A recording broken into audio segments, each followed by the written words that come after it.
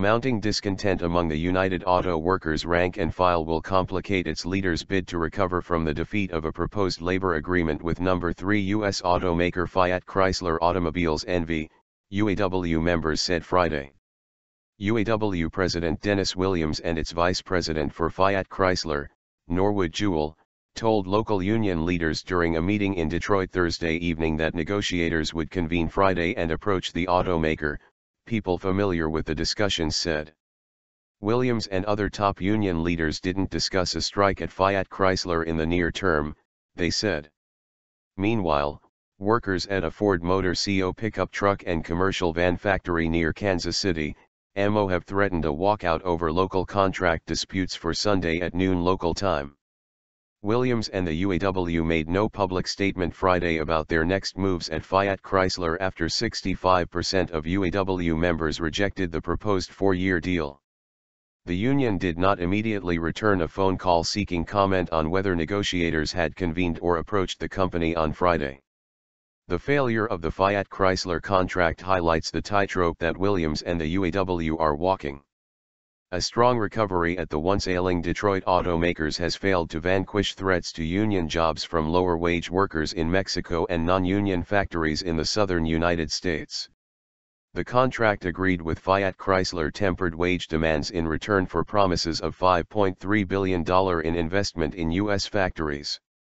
But the effort to trade off short-term gains for long-term security backfired. Fiat Chrysler is expected to resist boosting U.S. labor costs beyond the levels originally agreed, people familiar with the situation said. The company said on Thursday that its decisions would be based on its industrial objectives. The tentative contract provided for raises for both veteran workers currently earning $28 an hour, and recently hired, second-tier UAW members who earn about $19 an hour. But it did not close the pay gap between the two groups, as many lower-paid workers had hoped, UAW members said. It also provided relatively modest raises for higher-paid veterans who made concessions on wages and benefits during 3 prior rounds of bargaining as the Detroit automakers scrambled to survive. High expectations.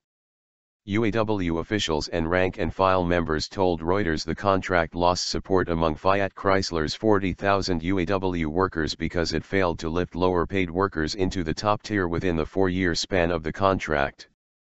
Confusion over proposed changes to the union healthcare plans also undercut support, local leaders and union members said. The FCA contract did not resolve the two-tiered wage system, it only made it worse, said Scott Haldiason, a local UAW official at Ford's Chicago assembly plant.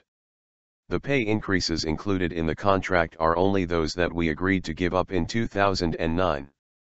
UAW workers and officials at General Motors Co. and Ford plants in the U.S. said a contract patterned on the rejected Fiat Chrysler deal could face opposition if taken to a vote at those companies. Our members see this as our time to get back some of the things that they have given up. The expectations of members were very high going into this, said Brian Hartman, president of the UAW local that represents workers at GM's Fort Wayne, Indiana pickup truck factory. As it's written, there's not a chance of a similar contract winning approval at GM, he said.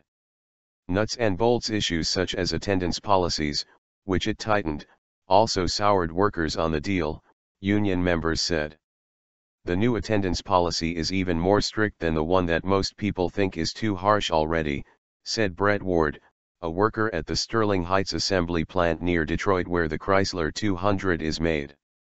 The steps toward discipline are fewer and it's easy for people to get into trouble, and could lead to firing.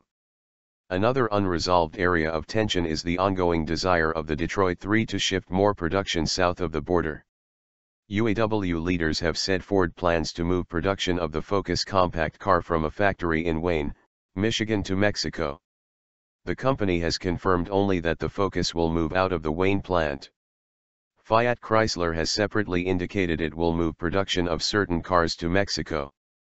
We've made concessions, we've done what was necessary to keep the company profitable and, they turn around and say, thanks sucker, we're going overseas, said Mary Springowski, 49, who's worked 25 years at Ford's engine plant in Cleveland.